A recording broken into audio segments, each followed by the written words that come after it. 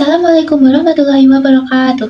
Hai teman-teman, perkenalkan nama saya Latifah Syamujat Al-Fauziyah dengan NIM 215231209 dari kelas PPS 2F.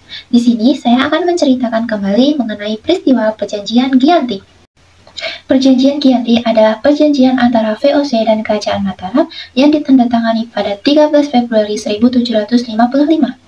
Nama Giyanti sendiri diambil dari lokasi penandatanganan perjanjian, yakni di Desa Janti. Dalam pelafalan Belanda, ia tersebut sebagai Yanti.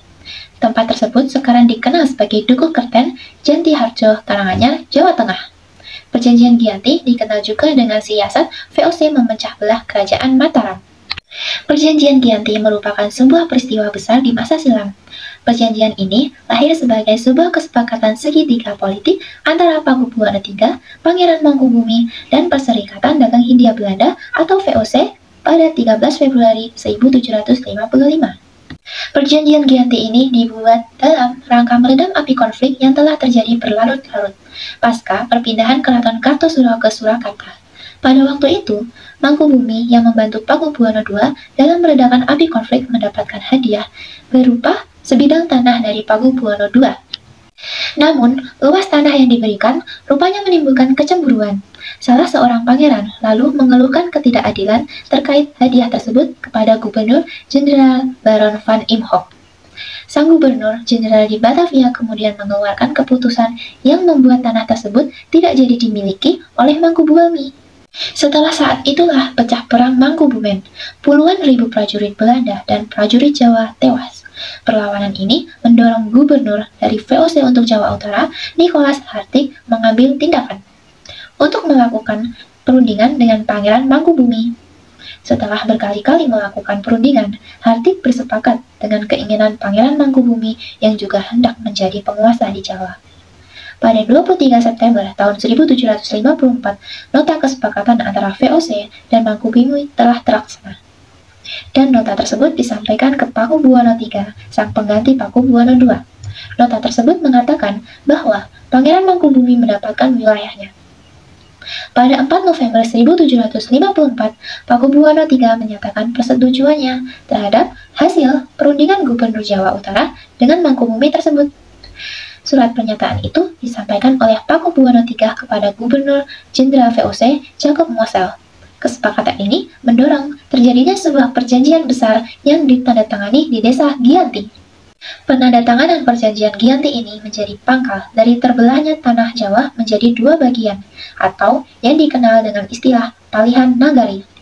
Hal ini menjadi awal mula naik tahtanya Mangkubumi di Yogyakarta sebagai Sri Sultan Hamengkubuwono I dengan gelar Senopati Ing Ngalaga Sayyidin Panatagama Khalifatullah sejak ditandatangani perjanjian tersebut pada 13 Februari 1755. Lalu, 2 hari kemudian, tepatnya pada tanggal 15 Februari 1755, ada pertemuan untuk meneruskan bagian keraton, antara lain, keris yang menjadi pusaka raja itu diserahkan kepada Sultan Hamengkubuwono I. Yang kedua adalah bahasa. Jogja meneruskan dialek yang disebut bahasa Bagongan. Bahasanya antara Surakarta dan Yogyakarta. Kemudian, tari. Bila Surakarta untuk gerakan gagahan hingga ke atas membuka ketiak. Yogyakarta cukup sampai dada hingga sampai menggunakan penutup kepala yang disebut bangkon. Yogyakarta menggunakan benjolan di belakang, Surakarta cukup dengan krepes atau datar.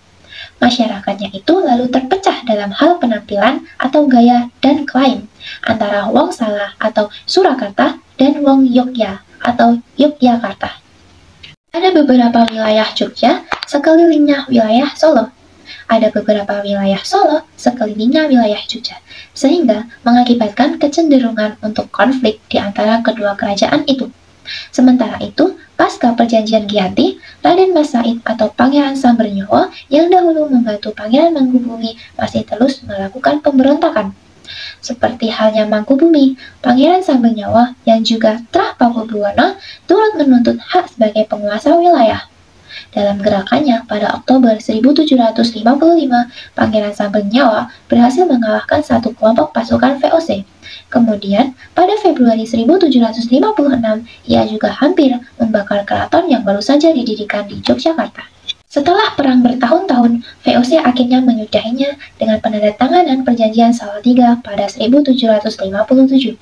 Perjanjian ini membuat tanah Jawa kembali terbagi. Pada perjanjian ini, disepakati bahwa Pangeran Sambonyowo mendapatkan sebagian dari wilayah Kasunan Surakarta dengan wilayah yang kini dikenal sebagai wilayah Kadipaten Mangkunegara. Pangeran Sambonyowo pun berjatah tahta dengan gelar Kanjeng Gusti Pangeran Adipati Arya Mangkunegara Lelana Jaya Misesa Senopati ing Alaga Satria Raga Mataram ing Nagari Surakarta Hadiningrat. Keterbelahan Jawa ini di kemudian hari belum berhenti. Pada 1813, di masa Gubernur Jenderal Thomas Stafford, Raffles dari Kerajaan Inggris, Kesultanan Ngayogyakarta juga terbelah dengan lahirnya Pakualam. Dengan demikian, tanah Jawa kemudian memiliki 4 wilayah pemerintahan, masing-masing tumbuh dengan perbedaan model dan orientasi politik. Hal ini pun mengantarkan Jawa pada rupa yang beragam. Sekian yang dapat saya sampaikan mengenai sejarah peristiwa Perjanjian Giyanti. Terima kasih juga kepada teman-teman semua yang telah menyaksikan hingga akhir cerita. Apabila ada kesalahan kata dalam menceritakan peristiwa Perjanjian Giyanti, saya mohon maaf sebesar-besarnya. Wassalamualaikum warahmatullahi wabarakatuh.